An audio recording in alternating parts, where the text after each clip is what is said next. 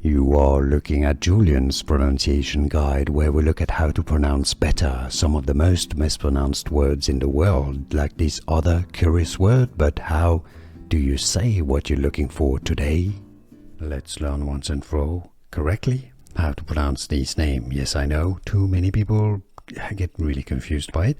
If you want to learn more confusing biblical names or Greek names too, I've got many more videos, so stay tuned. It is in the Bible.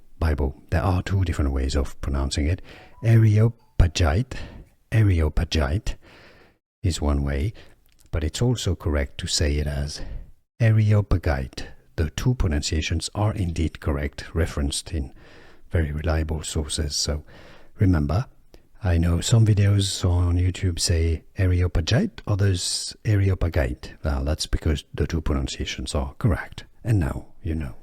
Here are more videos on how to pronounce more confusing words and names too many mispronounced. Like this video if you found it useful. I appreciate your support. I'll see you soon and thanks for watching.